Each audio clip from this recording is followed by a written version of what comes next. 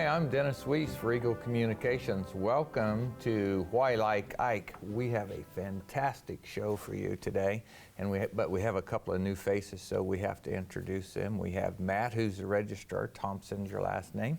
Registrar, you can tell people what you do here in a minute. And then we have Pam Sanfilippo, who is an education specialist here and has a special connection to today's show, which is about West Point and Eisenhower. We have some artifacts, we have some stories, and it's a great opportunity to talk about Why Like Ike. And so we're going to kick it off. Matt, tell us what you do here as a registrar and why you're representing the museum in front of Ike and West Point today. Well, I'm essentially the collections manager for the artifacts in the museum, which means I'm responsible for keeping track of 70,000 plus items that we have in our permanent collection here. Doing research on the provenance, preparing for exhibits, doing loans in and out. And we've selected a few things that are representative of some significant events associated with Eisenhower's tenure as a cadet at West Point between 1911 and 1915. Okay, so he graduated in 1915. That's correct. So that means we're about to come up on a big anniversary here. And that class was called the class the stars fell on. Who wants to explain that? We'll let Pam do that. Okay. Okay, well, in 1915, there were 164 graduates from the academy, and of those, quite a few, I think it was 59, attained the rank of general, 1, 2, 3, 4, or 5-star general. Two of them were 5-star, Eisenhower and Omar Bradley. And then 2 or 4-star, and then there were 24 each, 1-star and 2-star. That's really remarkable, even considering that between 1915 and the end of Eisenhower's career, we had 2 world wars. So that had something to do with progression through the general officers' ranks. But still, amazing leadership came out of the class of 1915. And of course, it's interesting that when Eisenhower applied to West Point, he had no ambition to become a military leader or a president or anything of that sort. He was excited for the opportunity to get a free education and for the opportunity to play athletics more competitively. So he looked at this as something that would open doors for him, but it certainly wasn't premeditated on his part that he wanted to become a general of the Army. Isn't that's interesting to me. You know, I guess I knew that up here, but I don't know if I knew it down here until you just said that. Thinking about relevance to young people who are watching this program. Many kids about that age today in the Abilene area still face those same decisions. What skill package might get them a free or reduced education in athletics is one of those.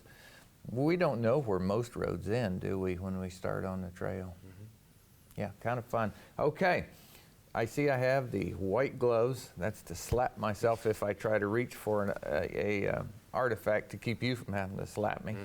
That always helps. But we have his sweater here, and I think it's the sweater in the picture right over my shoulder. Indeed it is. Handsome young man back there in that photo. Right, he was a running back on the varsity team, I believe, at West Point.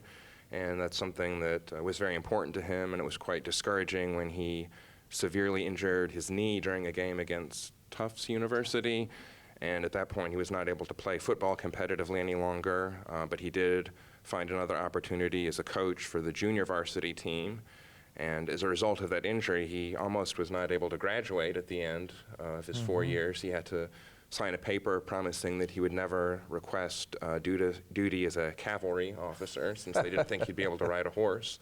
So when he was allowed to indicate his preference for what specific branch of service in the Army, he wrote infantry for his first choice, infantry for his second choice, and for his third choice, also infantry. Yeah, so interesting. Makes it more likely you'll get your way when you do something like that. Yeah, that's right. I can assure the viewers that a few bad knees doesn't stand between riding horses, and yeah, just doesn't. Okay, Pam, you have a special connection to West Point that helps you speak to the relevance of Eisenhower today in West Point education. What is it? I do. My oldest son graduated from the academy in 2006. And striking similarities. One of the reasons he chose West Point was not to play football. He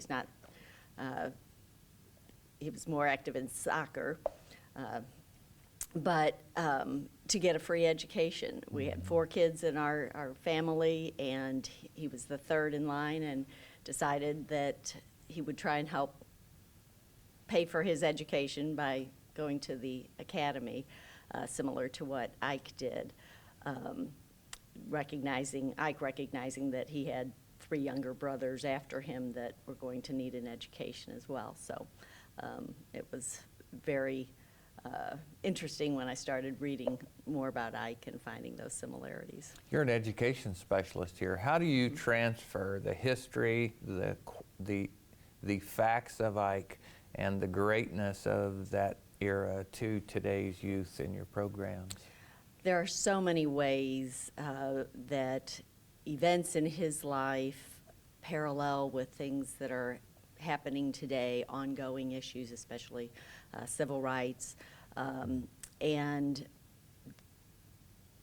his own words and experiences help students realize some of the things, even like Matthew was saying, that he didn't set up when he had started attending West Point that was going to be his career and his future would be as a general. So kids can relate to those types of things because they're having the same questions and ideas today, and using his determination, his perseverance, things like that. One of the things I found fascinating was his perseverance. When he started at West Point, he was hoping to play football, but he found out he was too small to do that. So for the next year, he worked hard to put on weight, muscle, and earn that position on the varsity team. Interesting. Often the battle towards leadership is one where you self-reveal your weaknesses and self-fix them. Yeah. Well, you're the things guy, right? You're the artifacts guy. You're the person who keeps track of this stuff. And people are visual animals. We really appreciate what we can see and touch sometimes. So touching in the museum is not an often thing, probably, other than for you people with white gloves. But being able to walk up to the display case and see an object gives relevance to the story. It becomes real. So, that's my view of why we keep artifacts. Right. It's to make it real. And there's so much about Eisenhower starting, at West Point for the display we have behind us, that is a real story of a real Abilene youth that went through a walk of life that led him to greatness. And West Point's a big part of that. Certainly. Talk about the West Point, the artifacts we have here. We've kind of talked about them a little bit, but there are more in the vault, I'm sure. Right, we do.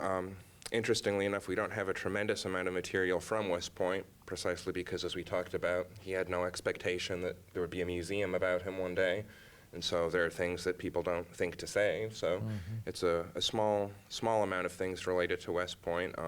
If anyone watching this wants to come tour the museum, we do have a display in our permanent gallery about his early life and early military career. You can see the saber that he was awarded upon his graduation from the military academy, as well as his first uniform he wore as a commissioned officer when he was stationed at Fort Sam Houston in Texas, which is where he ultimately met his future wife.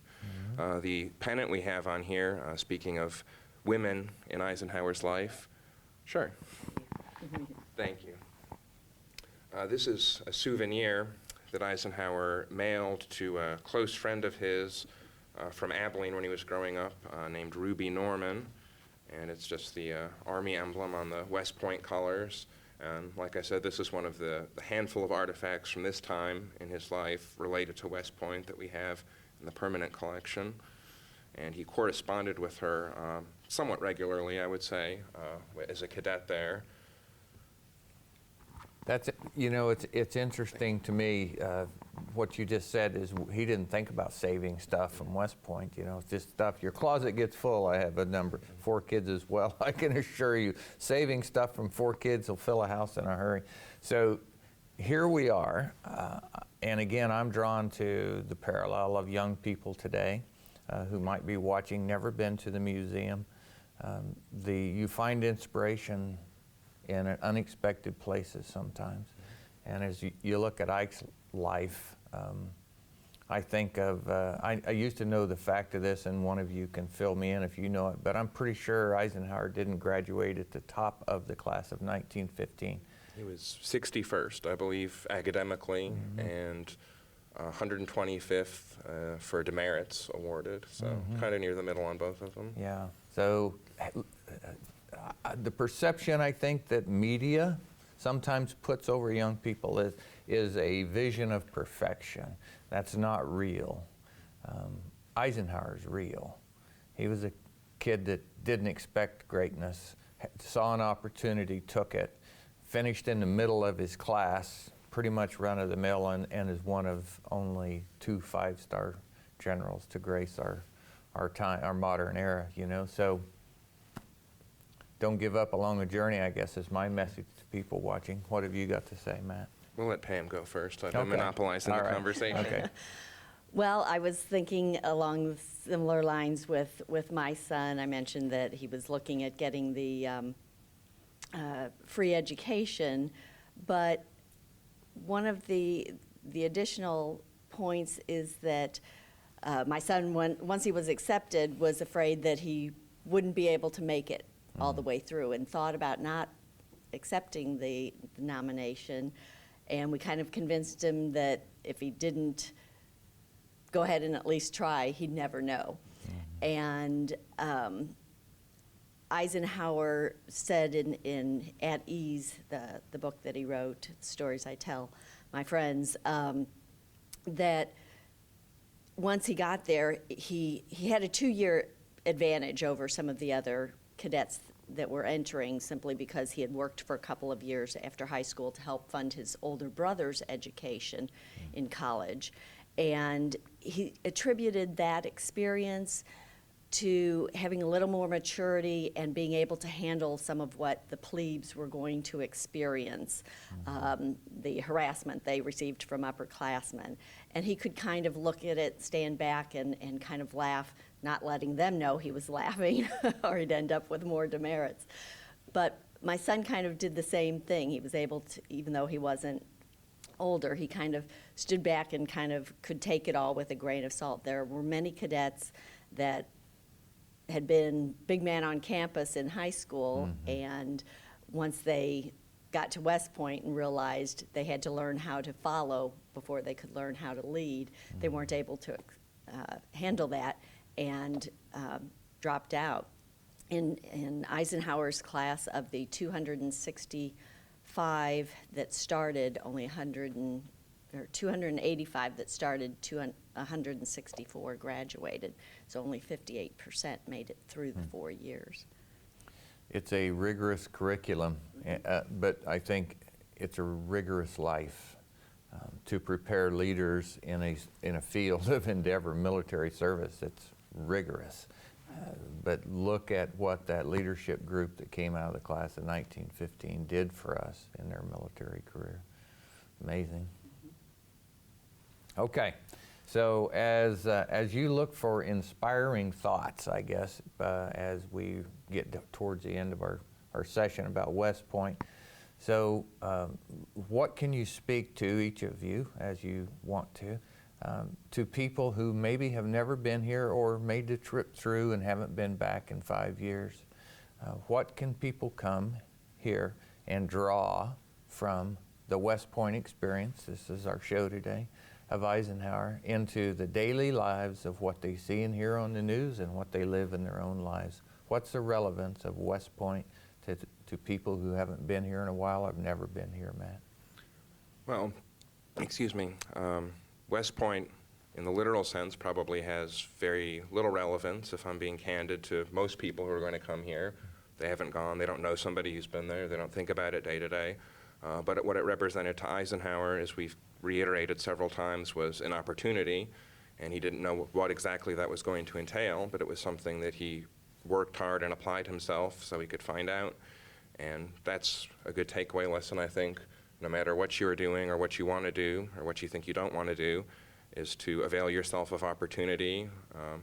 learn from other people. That was something that he reflected on frequently as he matured, that there's always, you should surround yourself by people who are smarter than you and learn from them, listen rather than speaking, those kind of things.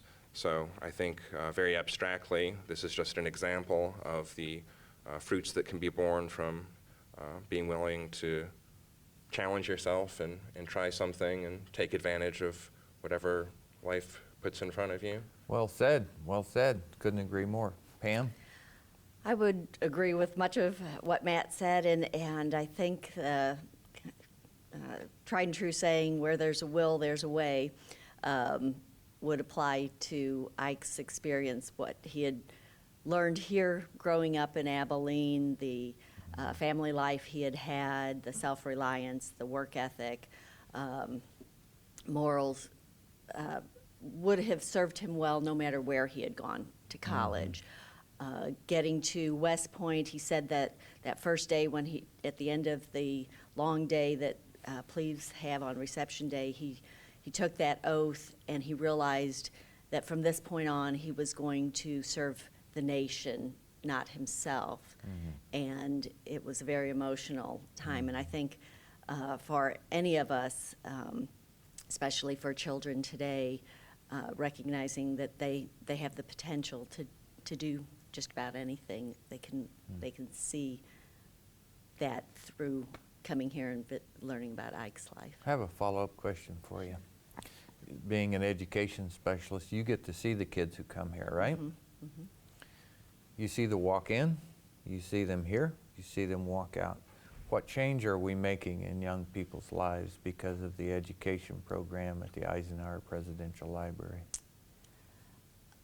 I think there's an immediate impact just in the knowledge that they're gaining from viewing the exhibits, participating in the education program, touring the home, and seeing that there are similarities between themselves and Ike.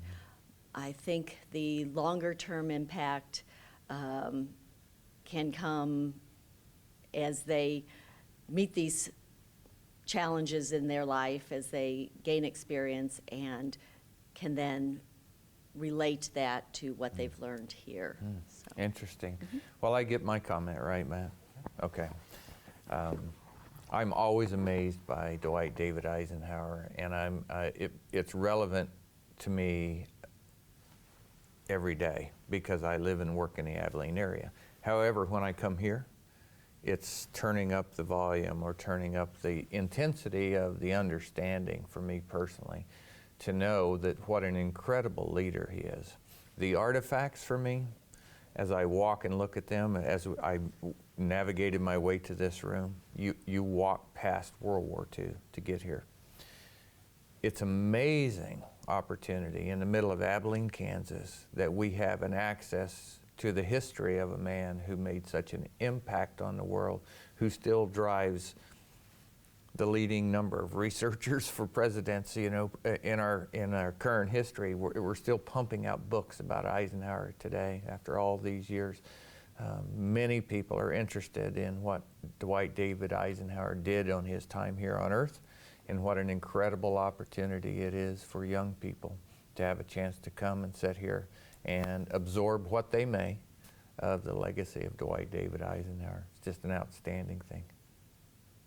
You have another comment because you pulled out a piece of paper. I did. This is something that West Point put together several years ago when my son was there to kind of promote the academy. And it says, at West Point, much of the history we teach was made by the people we taught. Wow. And there's Eisenhower. So. Yes, and several others.